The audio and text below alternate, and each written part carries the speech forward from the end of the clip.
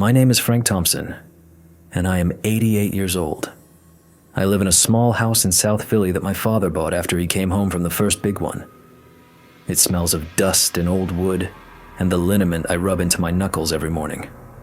From my bedroom window, if I lean just right and the air is clear, I can just about see the cranes of the naval shipyard, a place I haven't set foot in for over 70 years. They told me, the men in the dark suits with the blank, empty faces, they told me that what I saw on October 28, 1943, never happened. They told me I was suffering from combat fatigue. They told me that if I ever spoke of it, if I even dreamed of it too loudly, I would not just be a traitor to my country, I would be a danger to its very fabric.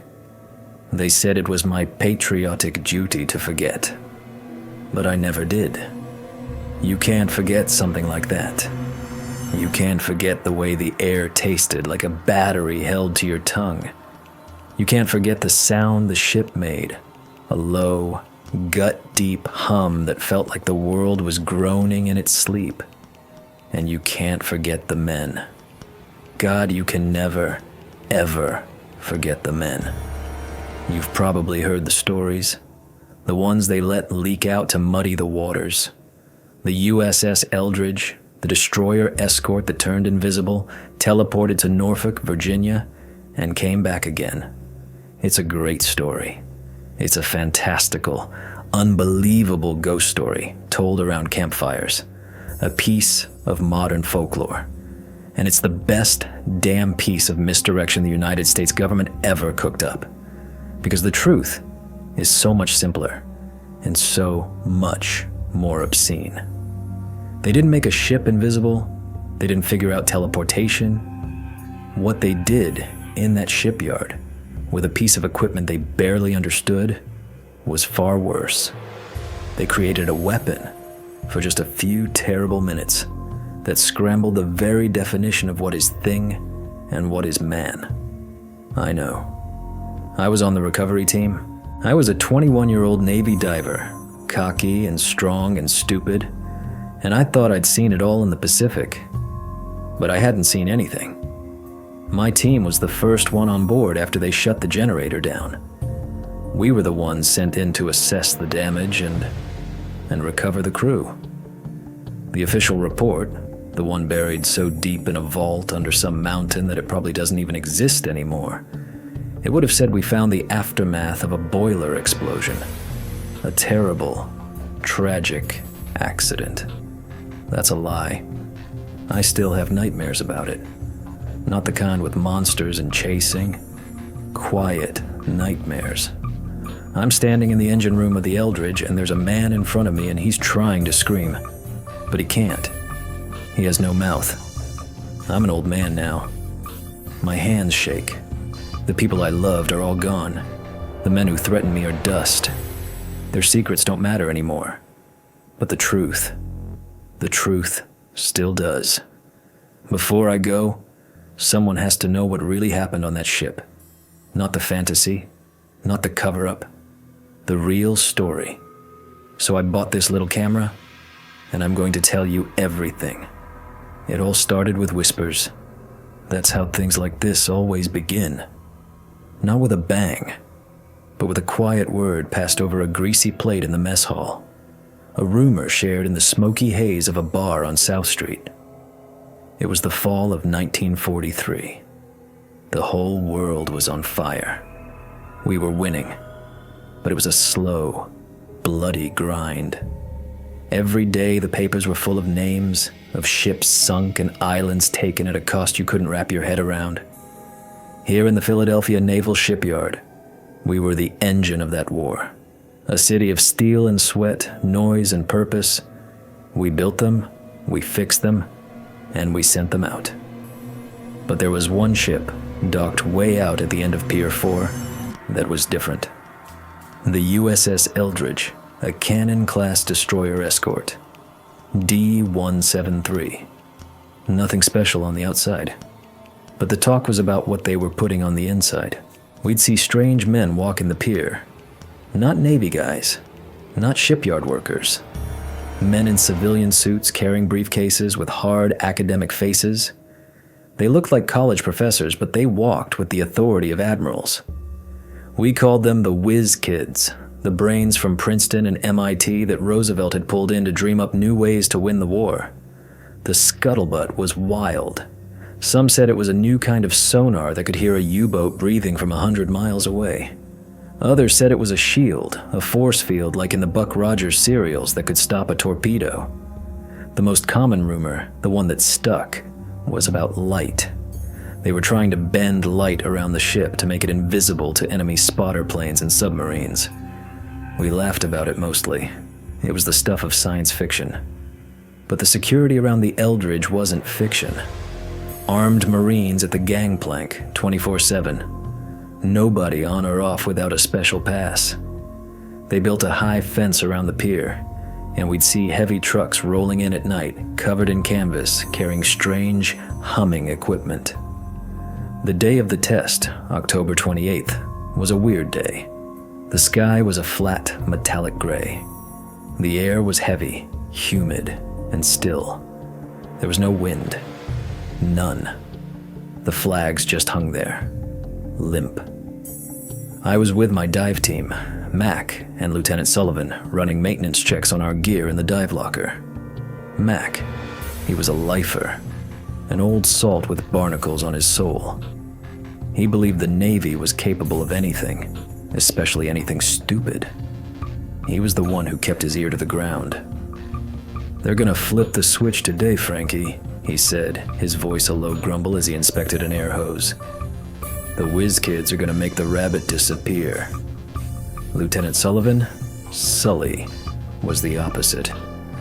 By the book, spit and polish, a young officer who believed in chain of command and rational explanations.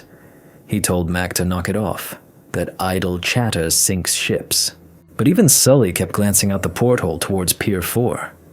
Around 1000 hours it happened. We didn't see anything.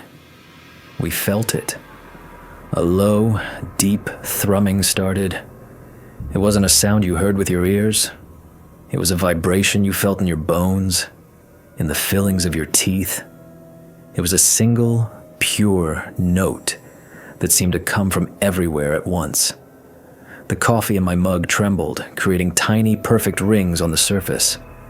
A wrench vibrated off a workbench and clattered to the floor. And then there was this smell. Ozone.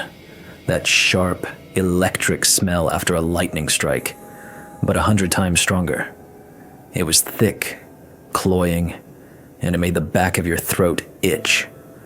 This went on for maybe 15-20 minutes. The hum, the vibration, the smell. And then, just as suddenly as it started, it stopped. The silence that followed was louder than the noise had been.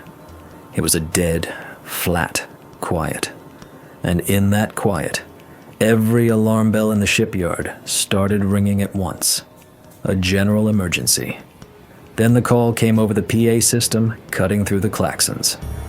All essential medical and emergency recovery personnel, report to staging area C. All dive team personnel, report to staging area C. This is not a drill. Sully, Mac, and I looked at each other. The color had drained from Sully's face. Mac just shook his head slowly. "The rabbit's gone," he whispered, "and they can't find the hat."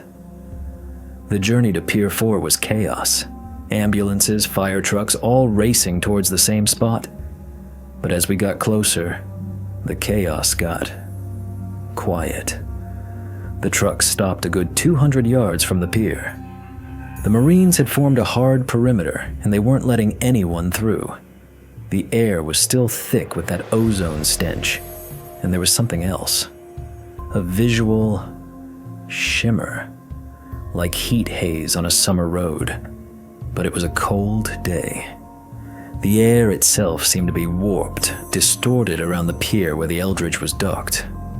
We were met by one of the whiz kids, a young man, couldn't have been more than 30, in a rumpled suit and tie. He was pale, sweating, and his eyes were wide with a kind of ecstatic terror. He was holding a clipboard, but his hands were shaking so badly the papers were rattling. He couldn't look at Sully directly. He just stared at the ship. "Lieutenant Sullivan," he stammered. "I'm Dr. Eris Thorne. We have a situation. The experiment was a success and a catastrophic failure. We need your team to go aboard. We can't raise anyone on the radio. The generator is offline, but there may be residual effects. Be careful." Sully asked him what kind of residual effects. Thorne just shook his head, a single tear tracing a path through the sweat on his cheek.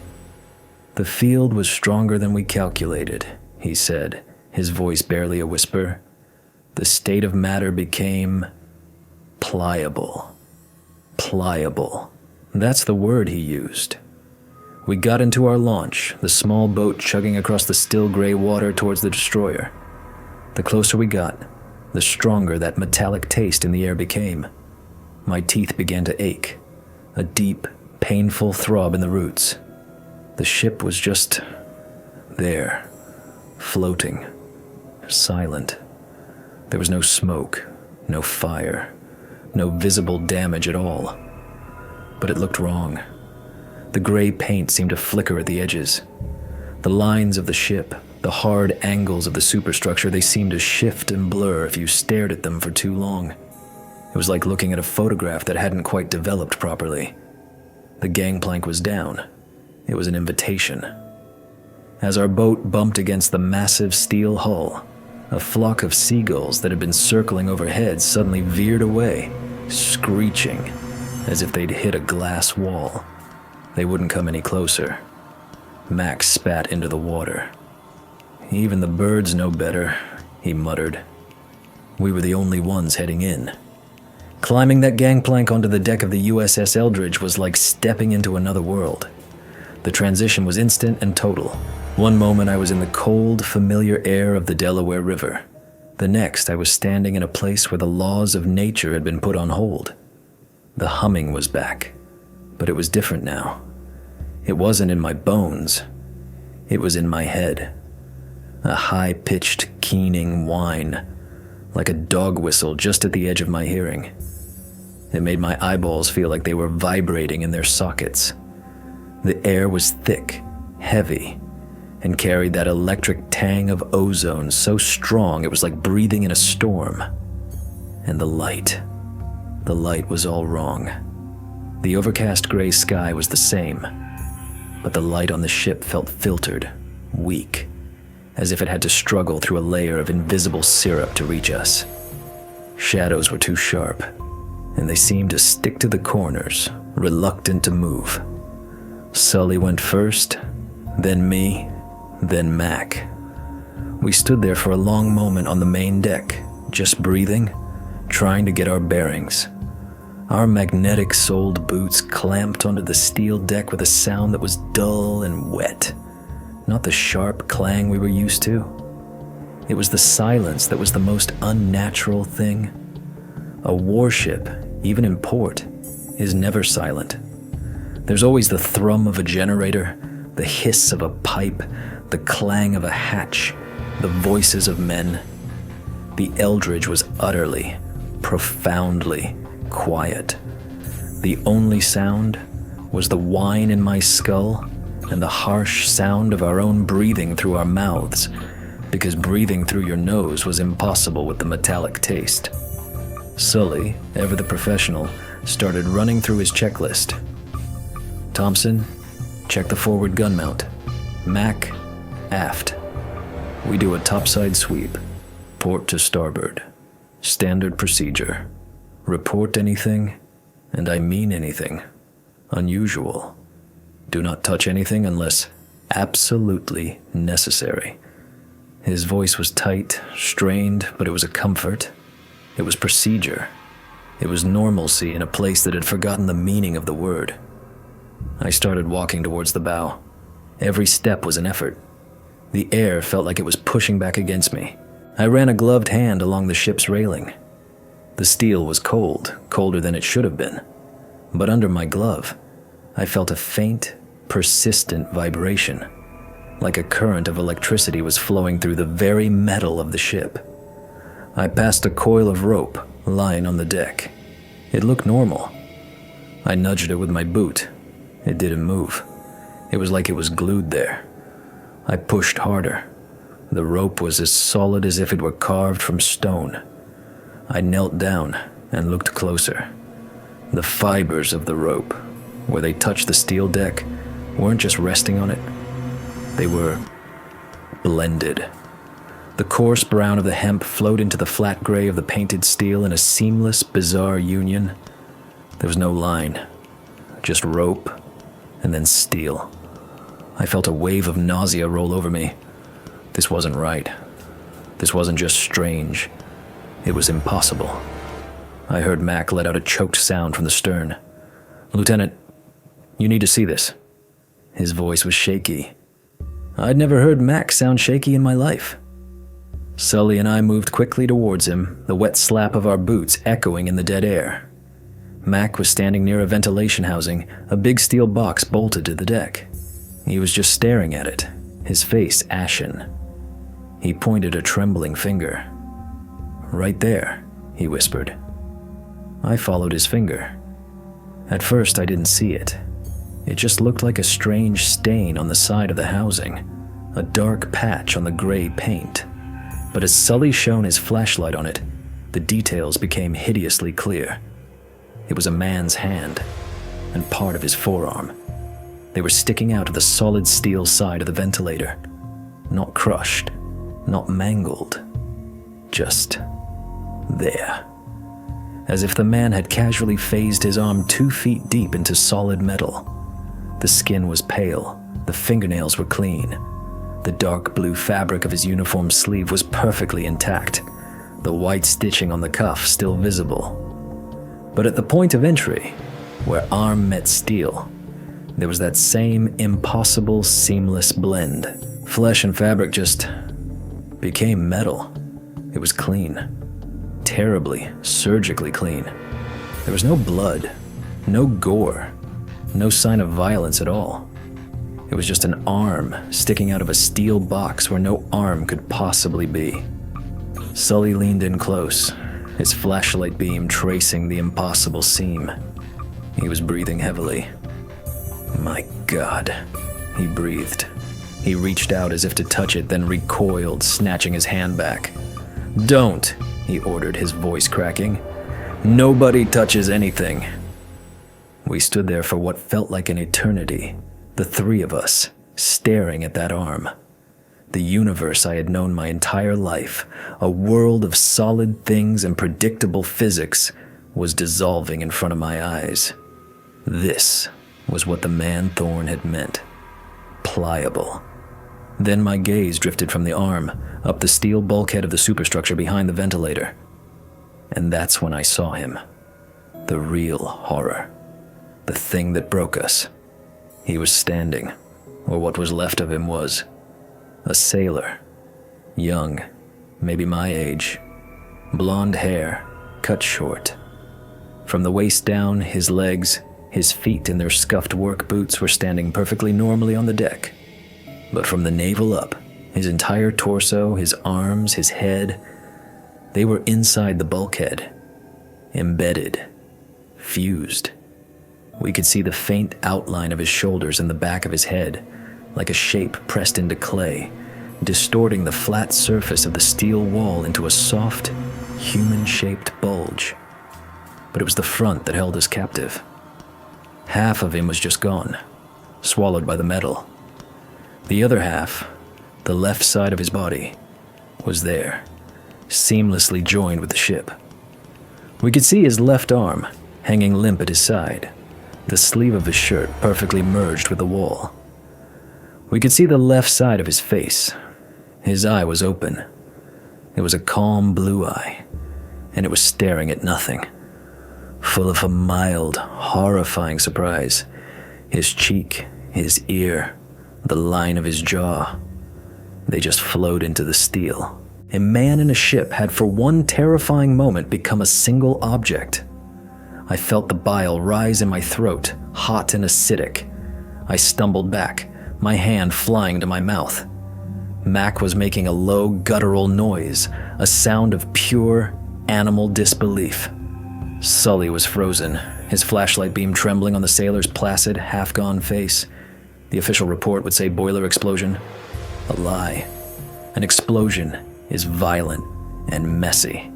It tears things apart. This was the opposite.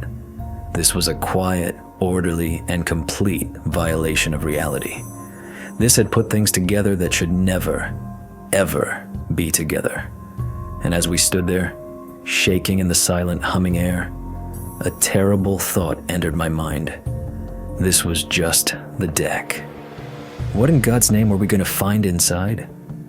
The deck of the Eldridge was a museum of impossible horrors.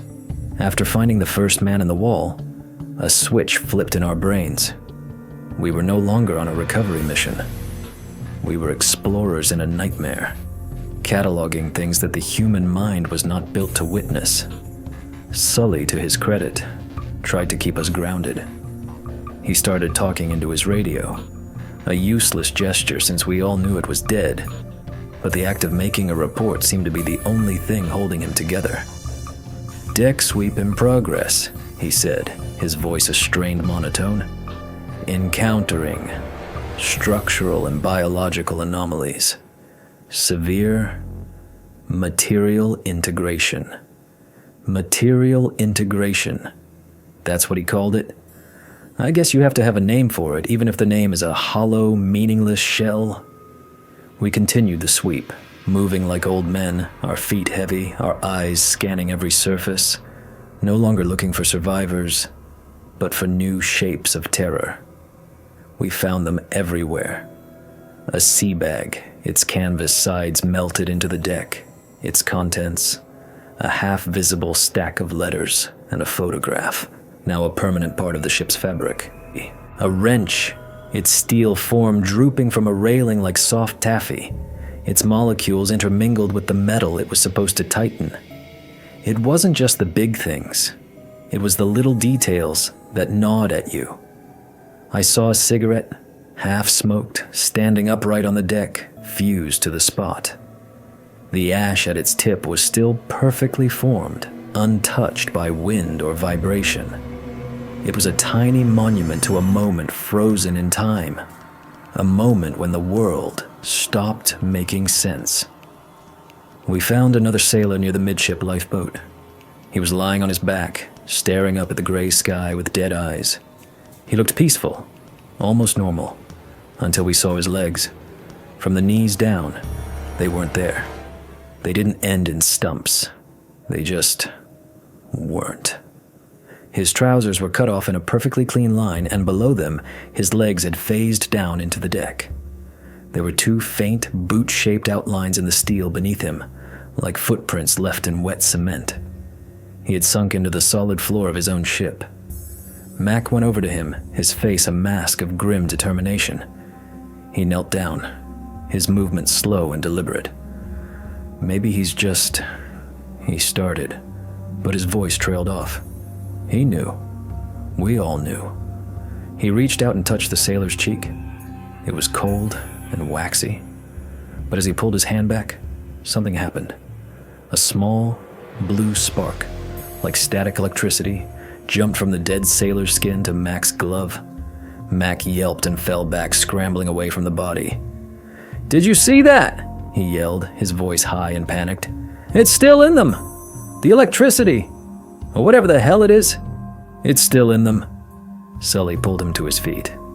"I told you not to touch anything, Mac. Damn it, I told you!"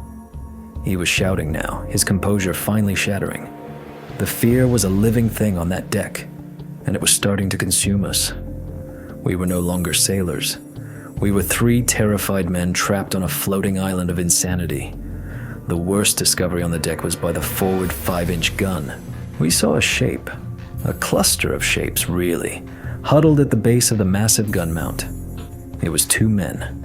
They were sitting on the deck, facing each other, their knees almost touching. They looked like they had been in the middle of a conversation. And in a way, they were. They were fused together. Not like the other horrors, which were unions of man and ship. This was a union of man and man. Their arms, their chests, their legs were partially phased into one another. The dark blue of one man's uniform bled into the other's, creating a shifting, mottled pattern. One man's right hand was embedded deep within the other's chest. The other's shoulder was fused into the first man's neck. It was like a ghostly double exposure, a photograph of two moments happening in the exact same space. Their faces were a nightmare. Their features were blended, one man's eye socket overlapping the other's cheekbone. Lips and noses merged into a grotesque, shared physiognomy. And they were both dead. Their eyes were closed, and their bodies were cold. But the image of them, locked in that impossible, intimate, and horrifying embrace, was something I knew would be burned into my memory forever. It was a perversion of brotherhood, of camaraderie. They had died together, but not side by side. They had died inside each other. After that, Sully called a halt to the topside sweep. He leaned against a bulkhead, his helmet in his hands, and just breathed for a full minute. The whine in my head had grown louder, more insistent. The deck of the ship seemed to gently pulse beneath my feet, a slow, rhythmic heartbeat. "Okay," Sully said, his voice quiet again, but brittle. "Okay, we've cleared the deck. We have to go inside, the bridge, the mess, the engine room. We have to check the engine room." The thought of going into the dark, confined spaces of the ship, after what we had seen in the open air, was terrifying. The deck had been a gallery of static horrors, frozen moments of impossibility. But inside felt different. It felt like the source of the wrongness was down there, in the belly of the ship, waiting for us. Mac looked at Sully, his eyes pleading. "Lieutenant, there's nothing alive on this ship. You know that. We should go back. We tell them what we saw. This is above our pay grade. This is above anyone's pay grade." Sully's face hardened. He put his helmet back on, the line of his jaw tight. "We have our orders, Mac. Assess the damage and recover the crew. We haven't done that yet. We're going in."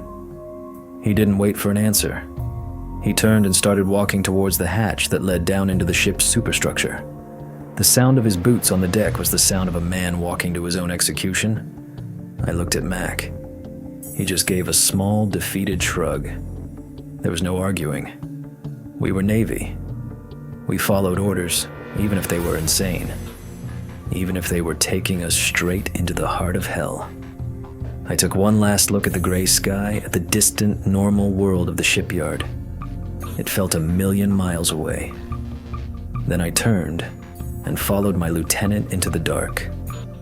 Opening that hatch was like peeling back the lid of a coffin. A wave of air, thick and cold and smelling of charged metal and something else.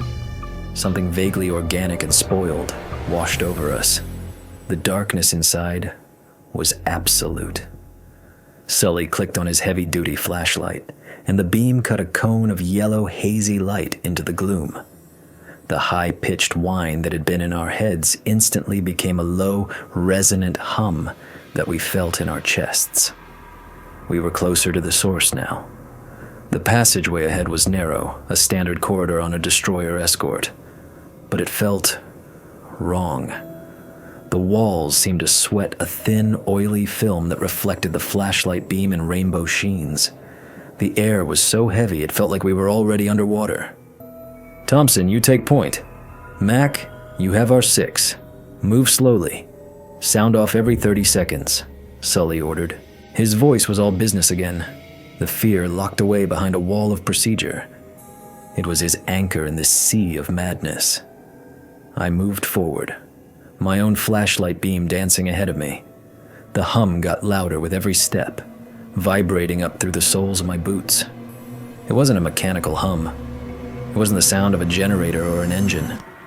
It was a pure, living tone, like a choir of demonic cicadas. We passed a series of closed cabin doors. I paused at the first one, the nameplate reading E&S, J. Miller. I reached for the handle, then hesitated. What would I find in there? A man sleeping peacefully, half phased into his own bunk? A uniform hanging in a locker, its sleeves fused to the steel? I decided I didn't want to know.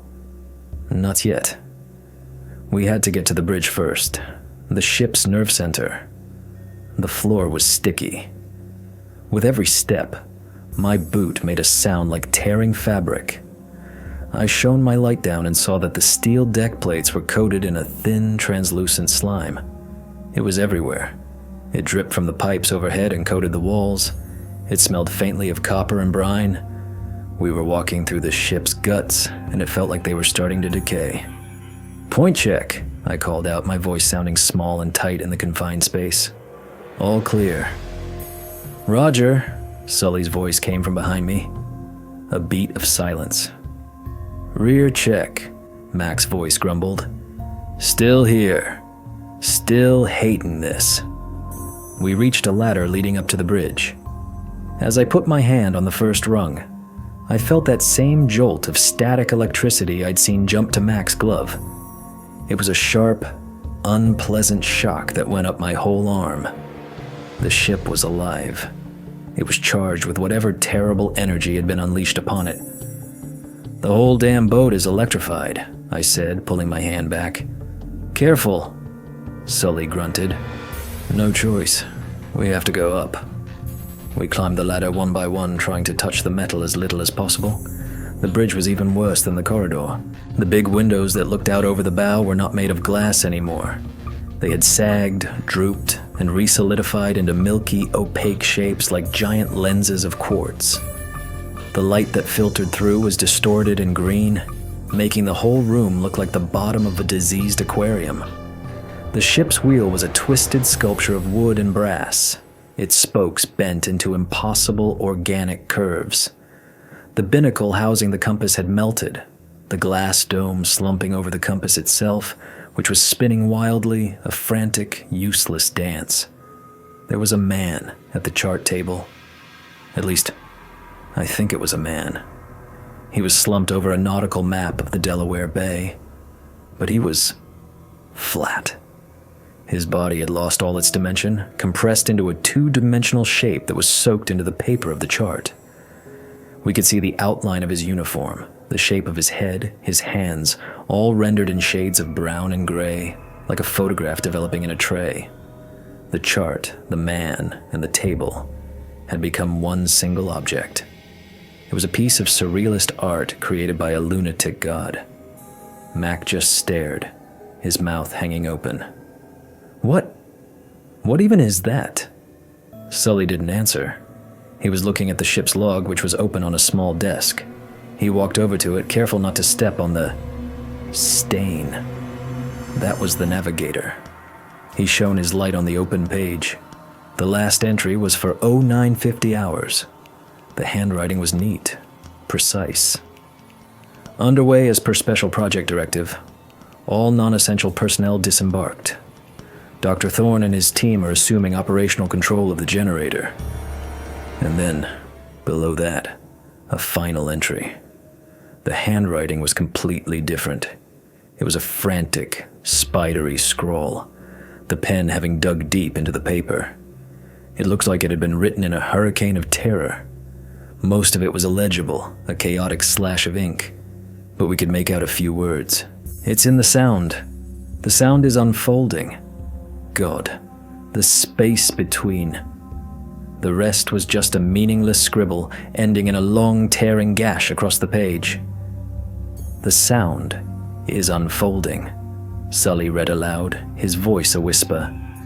The hum from below seemed to answer him, rising in pitch for a moment before settling back into its gut-rumbling thrum. It felt intelligent. It felt like it was listening.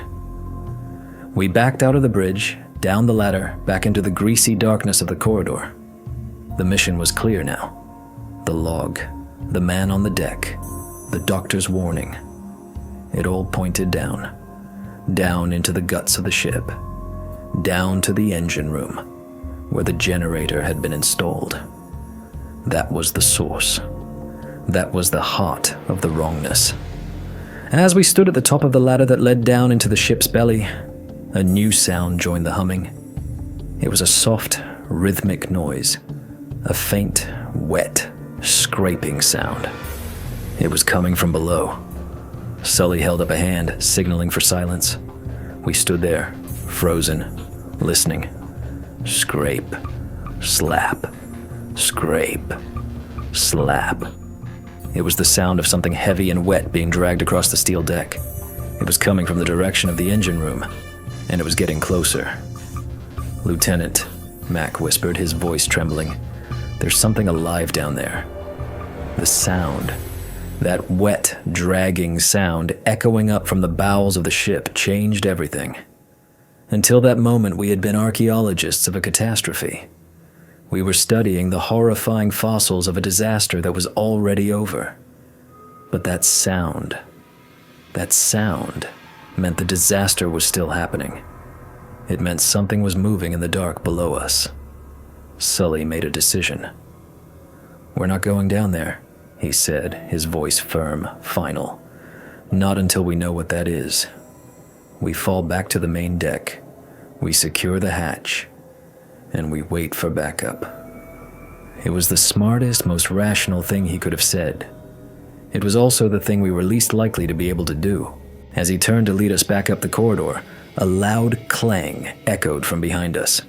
We spun around. The heavy steel hatch we had just come through, the one leading out to the main deck, had slammed shut. I ran to it, grabbing the heavy wheel handle. I twisted. It wouldn't budge. It was like it was welded shut. "It's stuck!" I yelled, pulling with all my weight. "I can't open it!" Mac and Sully joined me, and the three of us put our shoulders into it, grunting, straining, our boots slipping on the slimy floor. The hatch didn't move a millimeter. It was sealed tight. And then the light from Sully's flashlight, which he'd set on the deck, began to flicker. The beam dimmed, pulsed, and then died, plunging us into absolute, suffocating blackness. A new sound joined the humming and the scraping. It was Mac, breathing in short, sharp, panicked gasps. "My light's out," he choked. "Mine too," I said, fumbling with the switch on my own flashlight. Nothing. Dead. We were trapped. Trapped in a dark, slimy corridor, with a sealed hatch behind us and something moving in the darkness ahead of us. The humming from below intensified, the vibration in my chest becoming a painful pressure, and the scraping sound was closer now, much closer. It was just around the corner at the far end of the passageway. Scrape, slap, scrape, slap. "Sully, what do we do?" I whispered, my voice a dry rasp. The silence from our lieutenant was more terrifying than any sound. He was the anchor, and the anchor had come loose. Then, from the darkness ahead, a new light appeared. It wasn't the yellow beam of a flashlight. It was a soft, sickly, greenish-blue glow. It pulsed faintly, in time with the hum. It was coming from around the corner. The scraping stopped. The silence was total, except for the hum and the frantic beating of my own heart. The glow intensified, casting long, distorted shadows down the corridor. And then, a figure appeared, emerging from the far end of the passageway. It was a man, a sailor. He was crawling on his hands and knees, dragging himself towards us. That was the scraping sound, the buttons and buckles of his uniform scraping against the steel deck. He was pulling his body forward with a terrible, agonizing effort. His clothes were soaked, but not with water. They were covered in that same translucent slime that coated the floors. And he was glowing. His entire body was suffused with that pale blue-green light, a phenomenon they'd later call Cherenkov radiation. He was a human glow stick, A man saturated with a lethal dose of whatever energy this machine had produced. He lifted his head, and in the faint, terrible light of his own body, we saw his face. His eyes were wide, white, and staring. His mouth was open in a perfect O of agony. He was trying to say something, trying to call to us, but no sound came out. He was just a silent, screaming, glowing man dragging his broken body towards us. And then I saw what he was dragging. His legs. They weren't working. They were just along for the ride. And they were wrong. They were twisted, misshapen, parts of them seeming to fade in and out of existence, shimmering like a heat haze. The fabric of his trousers seemed to flow and ripple, and for a horrifying second, I could see the bone and sinew underneath, also glowing with that same sickly light. He was falling apart. The field that had fused the others had dissolved him, and he was just barely holding himself together through sheer will. Help. Me. The words weren't spoken. They appeared in my mind, a clear, desperate, silent thought. It was him. He was projecting. He was screaming at us with his mind because his vocal cords were probably just as ruined as the rest of him. We were frozen. What could we do? To touch him would be suicide. He was a walking reactor, a font of the very energy that had caused all this horror. He crawled closer, 10 feet away. The hum grew louder, the pressure in my chest unbearable. The light from his body was so bright now it hurt to look at him. Scrape, slap, 5 feet away. I could smell him now. Not the ozone. Something else. The smell of cooking meat. The smell of burning electronics. The smell of matter coming undone.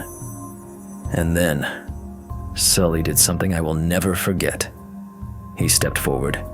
He moved between me and Mac and the crawling, glowing man. He raised his sidearm, a standard-issue Colt M1911. His hand was shaking violently in the pulsating light. "I'm sorry, son," Sully said, his voice thick with a terrible grief. "May God have mercy on your soul." The crawling man's eyes widened. The silent scream in my head intensified into a piercing shriek of pure terror. Sully fired. The gunshot was deafening in the narrow corridor. An orange flash momentarily blinded me. The bullet struck the sailor in the chest. But it didn't do what a bullet is supposed to do. There was no impact, no blood. The bullet simply vanished. It flew into the man's glowing chest and was absorbed, disappearing without a trace. The man didn't even flinch. He just kept crawling. Sully fired again, and again, and again. Each bullet vanished into the man's body, swallowed by the shimmering energy field that surrounded him. It was like throwing pebbles into a ghost. And then the man reached out a hand, a glowing, shimmering, dissolving hand. He reached for Sully's boot. Max screamed, a raw, animal sound of pure panic. He broke. He turned and ran, stumbling blindly back down the corridor, away from the crawling man, away from Sully, away from me. He ran towards the ladder that led deeper into the ship, towards the engine room. "Mac, no!" Sully yelled, turning his attention away from the crawling man for just a second. It was a fatal mistake. The crawling man lunged with a final desperate burst of strength. He grabbed Sully's leg. The moment his glowing hand made contact with Sully's trousers, there was a flash of brilliant green light and a sound like 1,000 hornets. Sully screamed. A real scream. A sound of agony so profound it tore at my soul. I saw the energy, the green-blue fire, crawl up Sully's leg, his uniform charring and turning to ash. His body convulsed, arching backwards. The light enveloped him, and for a moment, I could see his skeleton through his skin. A perfect, glowing X-ray. Then with a sound like a wet firecracker, Sully popped. He didn't explode. He just ceased to exist. One moment he was there, a man screaming in a column of green fire. The next, There was just a shower of fine gray ash, a scorched spot on the deck, and the lingering smell of burnt pork. The crawling man collapsed, the last of his energy spent. The glow faded from his body and he lay still, a dead, smoking husk on the floor.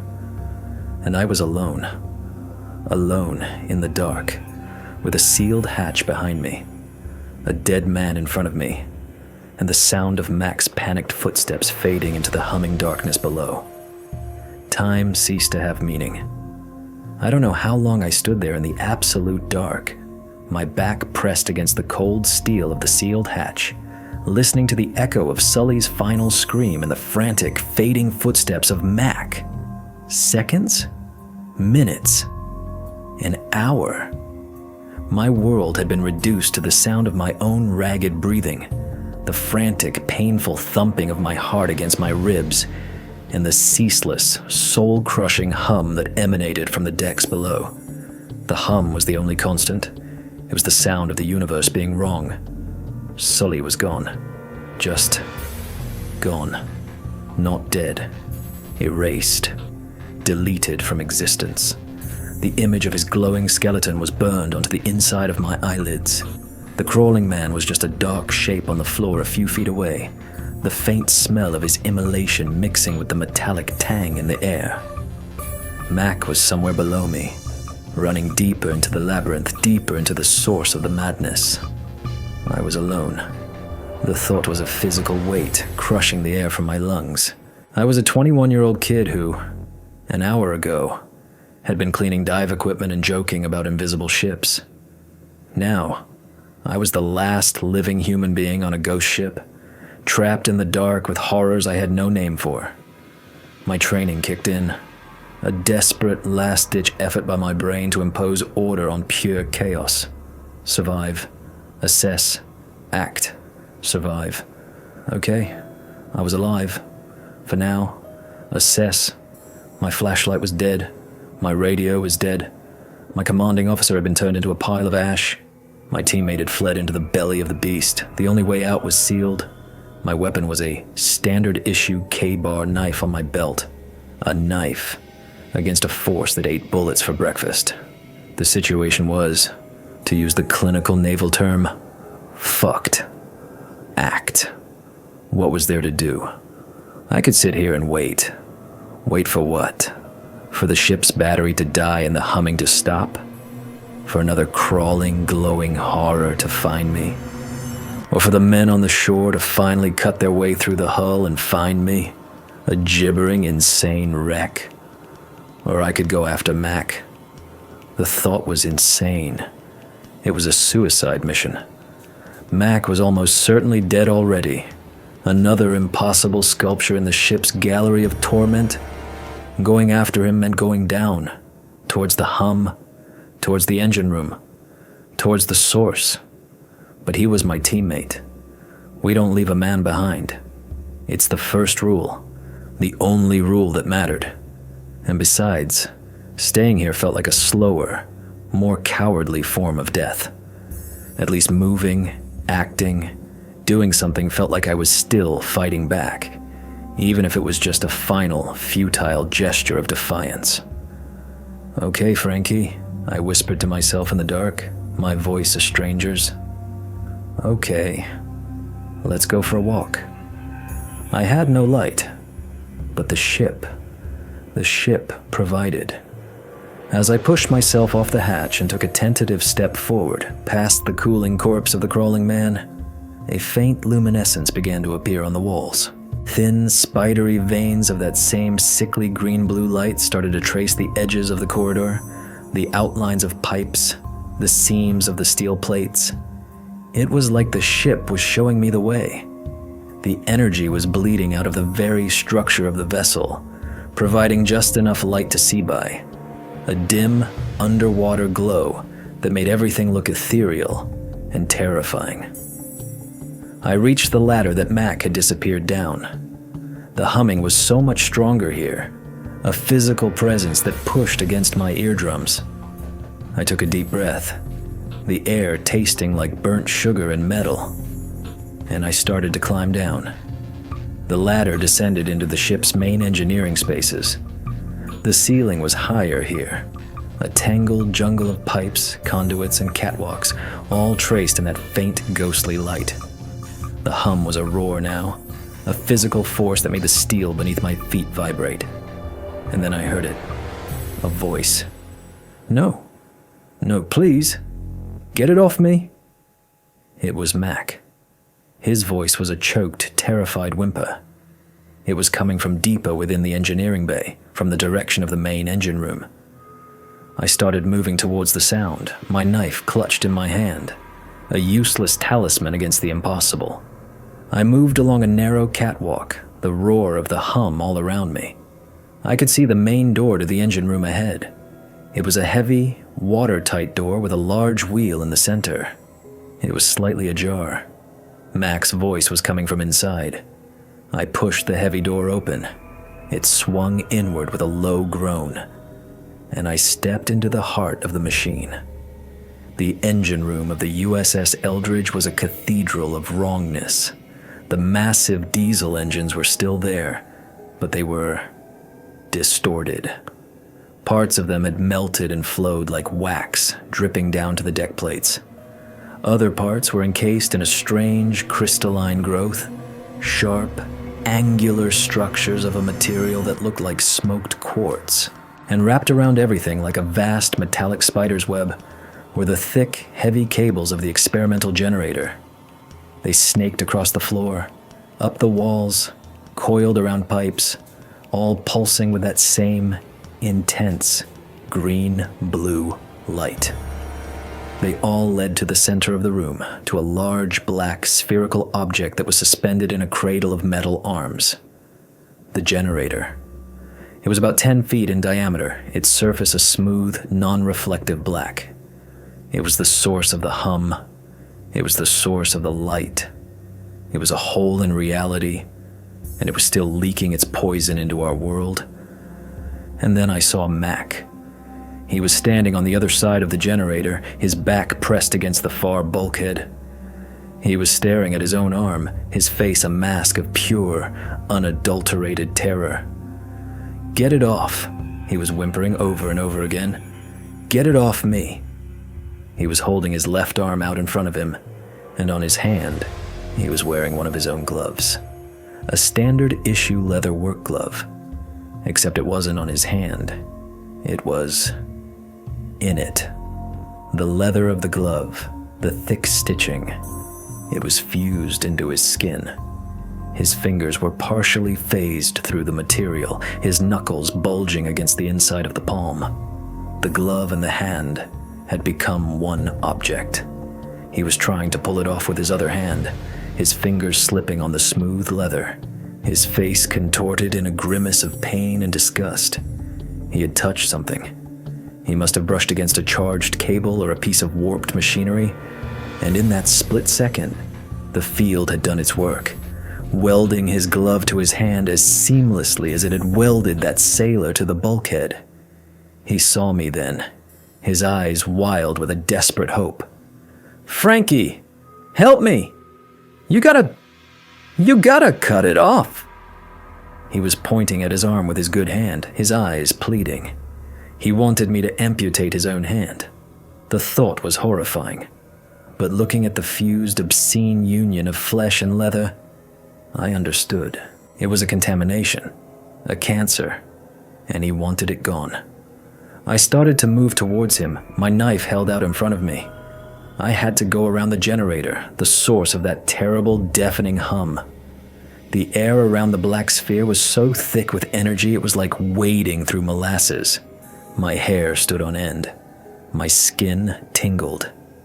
As I got closer, I saw that the surface of the sphere wasn't perfectly smooth. It was covered in tiny, shifting geometric patterns, like a kaleidoscope. And then I saw them. The final horror. The thing that shattered the last tiny fragment of my sanity. There were two men in the engine room, not just Mac. On the other side of the generator, directly in my path, stood two more sailors. They were standing facing each other, so close they were almost touching. Their bodies were partially phased into one another, a ghostly, transparent fusion of two human forms in the same space. Their uniforms, their faces, their limbs, all overlapping in an impossible, sickening tangle of matter. It was the two men from the deck, the ones fused together. Or two others just like them. It didn't matter. But these two, they weren't dead. One of them, the one facing away from me, was still. But the one facing me, his eyes were open. They were wide with a silent, eternal agony. He was looking right at me, and he was trying to scream. His mouth was open, a black, gaping hole in his partially transparent face. His jaw was working frantically, his throat was straining. But there was no sound. The deafening hum of the generator swallowed everything. But this was worse. It wasn't that he couldn't be heard over the noise. I could see the inside of his throat, the fine biological machinery of his larynx, and it was fused, blended, and intermingled with the chest cavity of the man he was standing inside of. His body was physically, fundamentally incapable of making a sound. He had a scream, a soul-shattering scream of pure, unending torment trapped inside a body that had no way to let it out. He was a living, conscious, sentient being, locked forever in an impossible prison of flesh and physics, with another man's body where his voice should be. I stopped. My knife fell from my numb fingers and clattered to the deck. My mind just broke. It was a physical sensation, like a string snapping in the back of my skull. The sights, the sounds, the smells, the sheer, unrelenting metaphysical wrongness of it all. It was too much. The world dissolved into a smear of green light and a wall of sound. And as I sank to my knees, staring into the eyes of the man who could not scream, the last thing I remember thinking was, this is hell. Not a place of fire and pitchforks. This, a quiet, orderly room where the laws of God and man no longer apply. The next thing I knew, I was being dragged. Rough hands were under my armpits, pulling me backwards across the vibrating steel deck of the engine room. My head was lolling, my vision a blurry tunnel of green light and distorted shapes. The hum was still there, a monstrous physical presence, but it was being joined by new sounds. Shouting. Men's voices sharp and authoritative cutting through the drone. Got another one. He's alive. Clear a path. Get him out of here. Now. Don't touch the sphere. For Christ's sake, Peterson, stay away from the sphere. My vision started to clear. I saw men in heavy rubber suits, like the kind used for handling high-voltage power lines. They wore thick helmets with dark faceplates, and they carried strange-looking devices that looked like long poles with hooks and probes on the end. They weren't Navy sailors. They were something else. They moved with a grim, practiced efficiency, their movements precise and detached. They were a cleanup crew. I was dragged out of the engine room, away from the screaming silent man, away from the whimpering Mac, away from the black, humming sphere. They pulled me back down the glowing corridor, past the charred spot where Sully had ceased to exist. They reached the sealed hatch, and one of them produced a device that looked like a large industrial can opener. He attached it to the wheel of the hatch, and with a high-pitched whine, it began to turn the wheel, forcing the lock open with a shriek of tortured metal. Fresh air hit my face. Cold, clean, beautiful air that didn't taste of metal and burnt sugar. It was the most wonderful thing I'd ever experienced.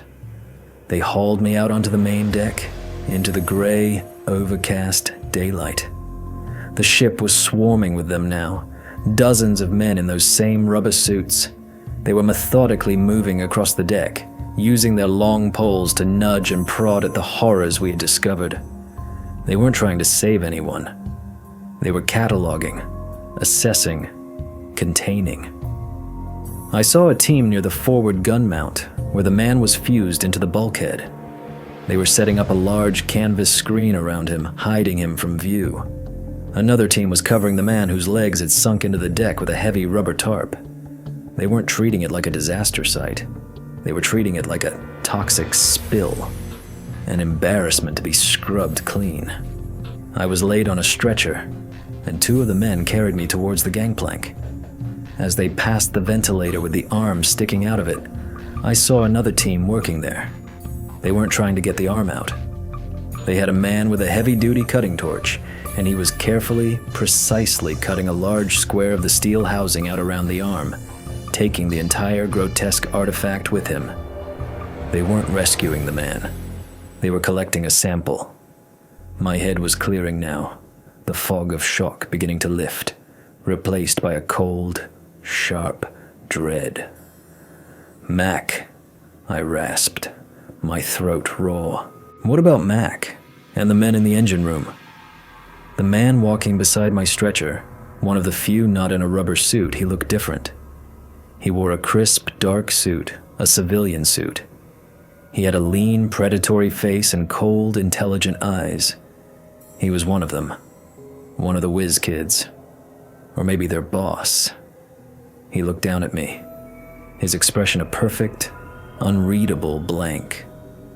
"The situation in the engine room is being handled, sailor," he said, his voice calm and even.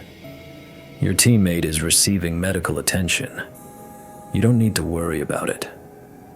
I knew he was lying. I'd seen the look on Mac's face. I'd seen the thing he was fused to. There was no medical attention for that. There was only a canvas tarp and a cutting torch. "The man, the one who was screaming," I started. The man in the suit cut me off, his voice hardening slightly. "You saw nothing in there but the results of a tragic electrical malfunction. A fire. Do you understand me, sailor?" He wasn't asking. He was telling me. He was uploading the new reality directly into my brain. The lie, the story.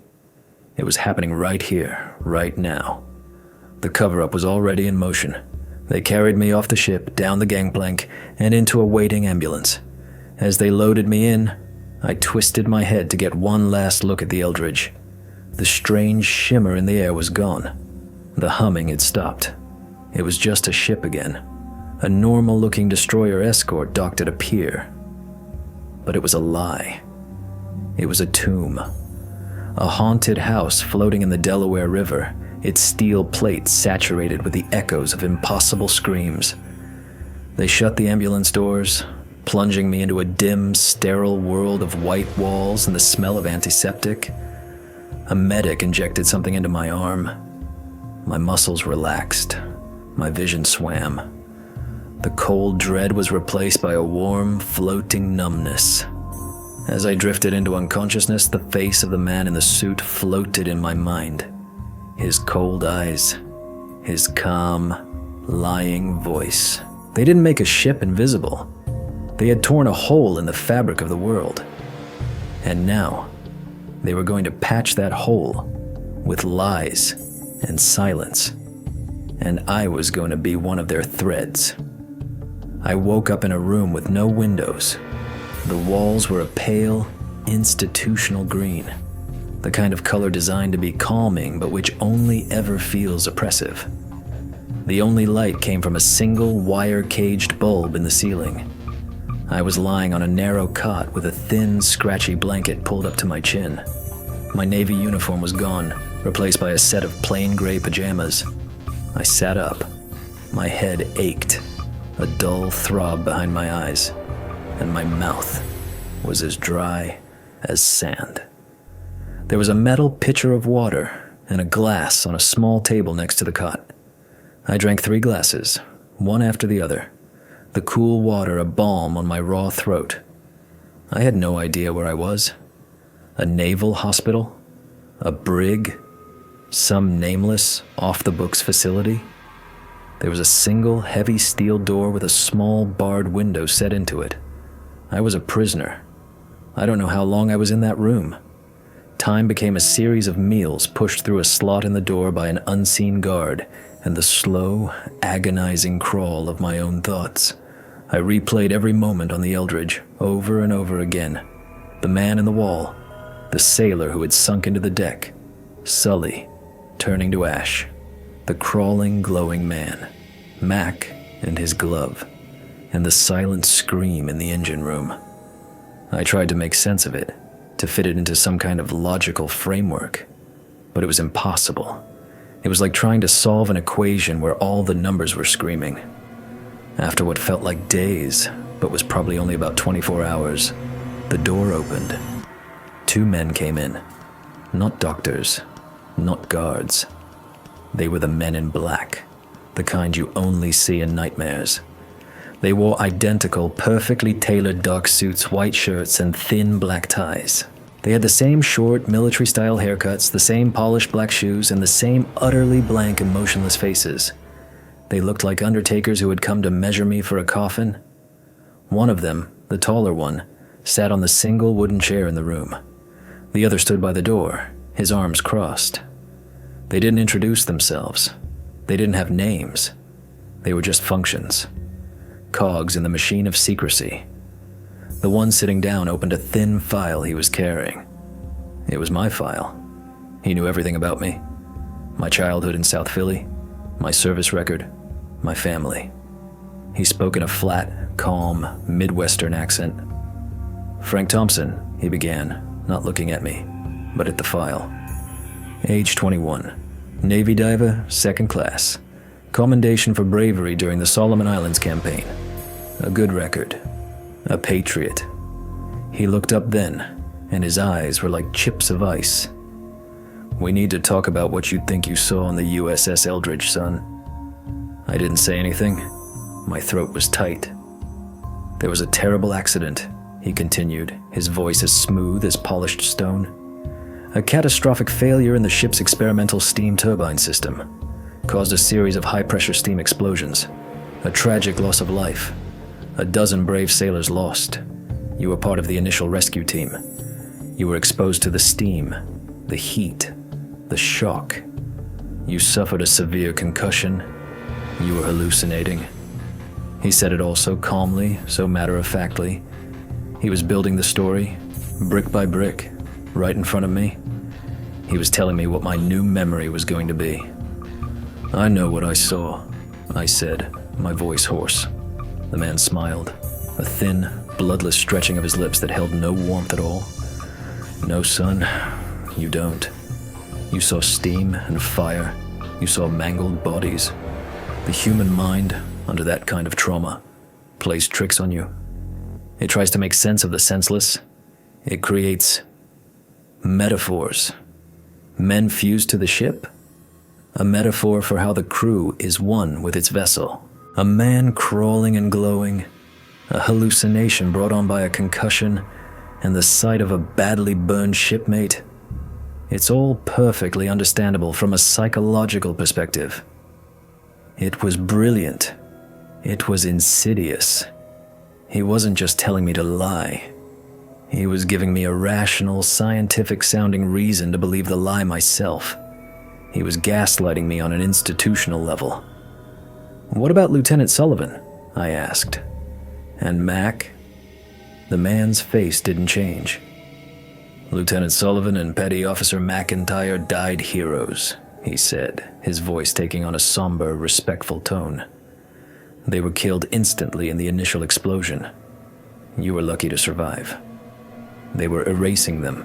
They were erasing their real, horrifying deaths and replacing them with neat, tidy, heroic ones that could be put on a plaque." He closed the file. "You're going to be here for a little while, Frank.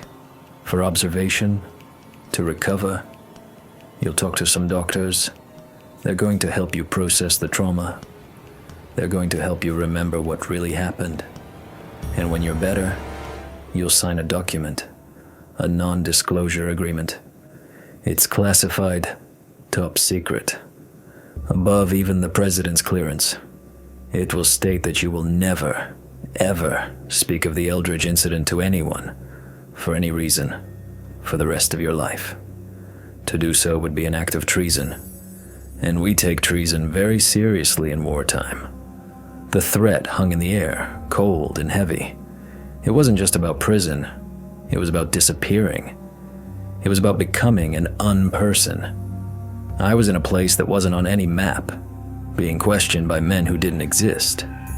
They could do anything they wanted to me. They could do what they did to Sully, but with a needle instead of a green light. "The doctors will help you," he said again, standing up. "We just want you to get better, son. We want you to be able to go on and live a normal life, a quiet life. All you have to do is forget." They left, the heavy door closing with a final, definitive thud. I was alone again in the green room, but something had changed. The horror of the Eldridge was a raw, chaotic thing. This was different. This was a cold, calculated, bureaucratic horror. It was the horror of a system so powerful and so ruthless that it could not only kill you, but it could erase the very fact of your existence. It could rewrite reality. And it had decided that the truth of the USS Eldridge was a page that needed to be ripped out of the book of history, burned, and its ashes scattered to the wind. And they had chosen me to be one of the keepers of the silence. The days, or weeks, that followed were a blur of green walls, gray pajamas, and quiet conversations. The doctors came. They were soft-spoken men with kind eyes and gentle voices, but their questions were like scalpels, carefully dissecting my memories, looking for the parts that didn't fit the official story. They never challenged me directly. They would just nod and listen, and then they would offer an alternative. "That's a very powerful image, Frank," one of them would say after I described the man in the bulkhead. "The feeling of being trapped, of being part of something you can't escape. It's a classic trauma response. It's possible the sight of a body pinned by a collapsed bulkhead could manifest in your mind that way.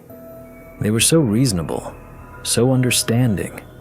They were trying to convince me that I was the one who was broken, not the world. That my mind had fractured, not the laws of physics. They gave me medication. Small white pills that made the world feel soft and distant, that took the sharp edges off my memories and blurred the face of the silent, screaming man into a vague, indistinct smudge. I was fighting a war on two fronts. In the day, I was fighting their quiet, relentless campaign of psychological erosion. At night, I was fighting the nightmares. They were always the same. I would be back in the engine room, the hum vibrating through my teeth, the green light pulsing, and I would be locked in a silent staring contest with the fused sailor, his agony a tangible thing in the air. I would wake up drenched in sweat, my own scream caught in my throat. I knew what they were doing. They were breaking me down, piece by piece, until the only thing left was the story they wanted me to tell. Until I believed it myself. The day finally came when the man in the suit returned. He brought the document with him. It was a single page, filled with dense, legalistic text. He laid it on the table with a fountain pen. "It's time, son," he said. "Sign the paper, and you can go home." I looked at the paper. It was a contract with the devil, a lifetime vow of silence. To sign it felt like a betrayal of Sully, of Mac, of the crawling man, of the dozens of other sailors who had been erased by that black sphere. It felt like I was helping them shovel the dirt on top of their coffins. But what was the alternative? To rot in this green room forever? To be disappeared?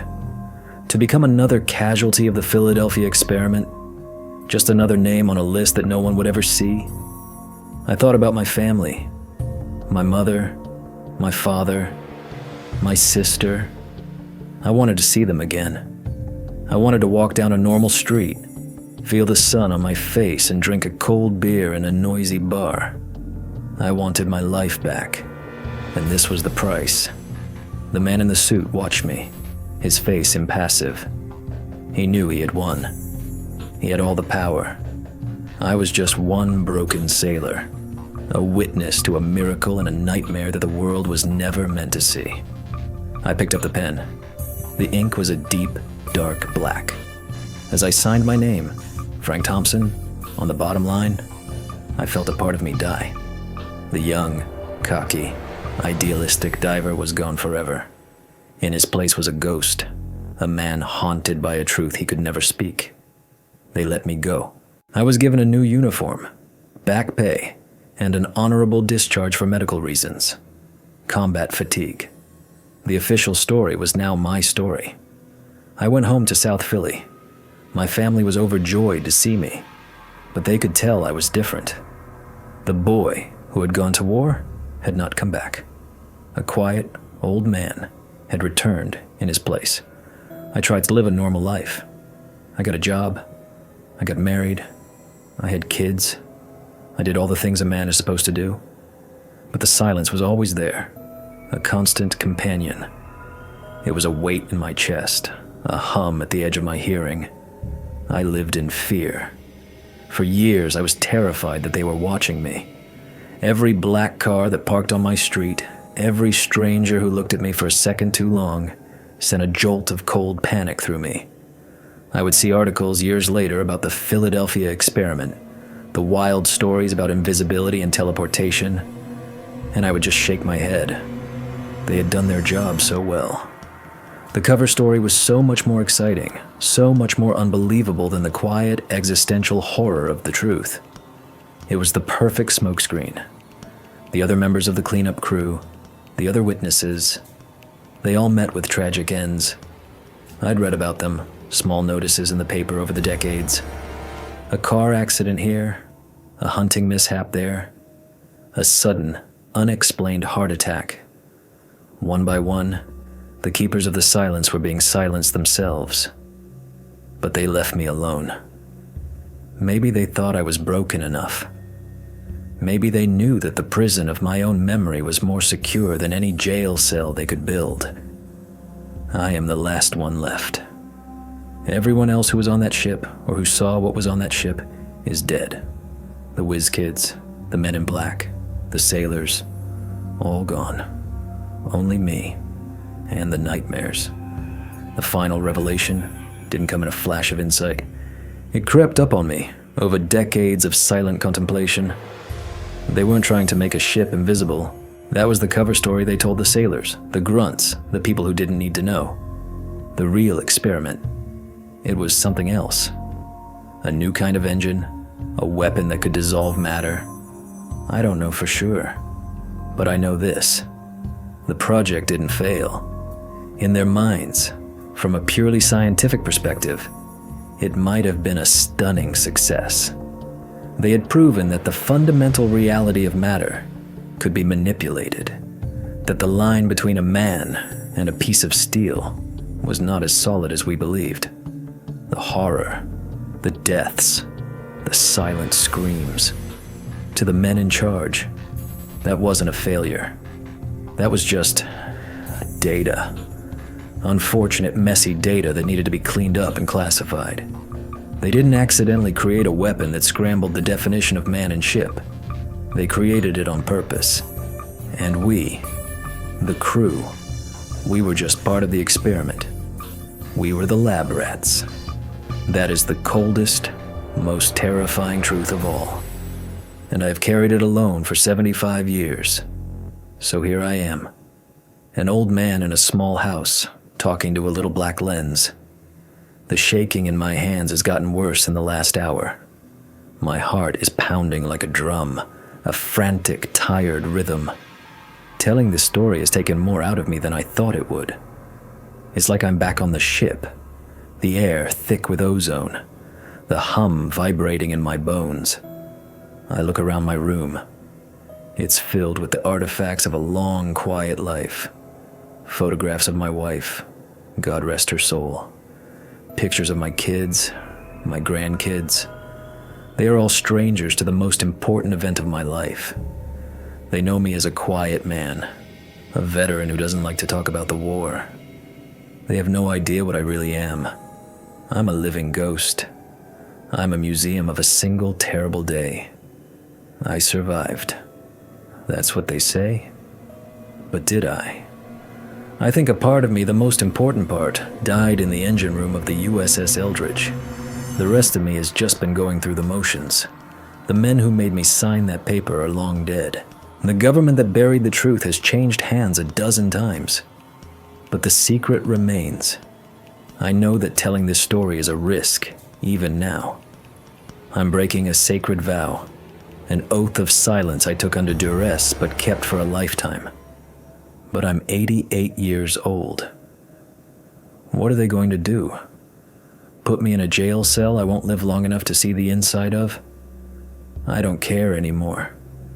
The weight of the silence is just too heavy.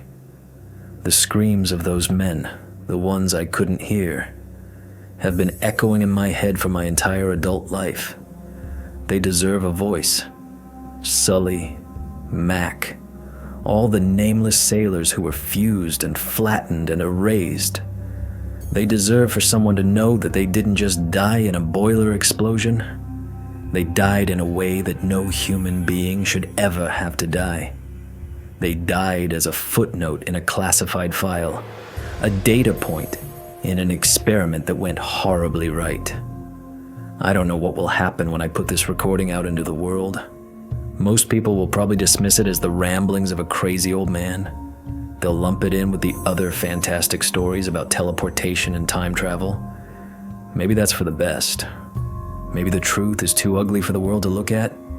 But maybe someone will listen. Maybe someone will understand that the real conspiracies aren't about aliens and flying saucers.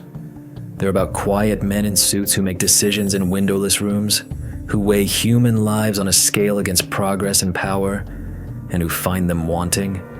They're about the cold, hard, bureaucratic math of acceptable losses. That's the real horror. I'm tired now. So very tired. The story is told. I can feel the silence in the room, waiting to reclaim me. But it's different now. It's a little lighter.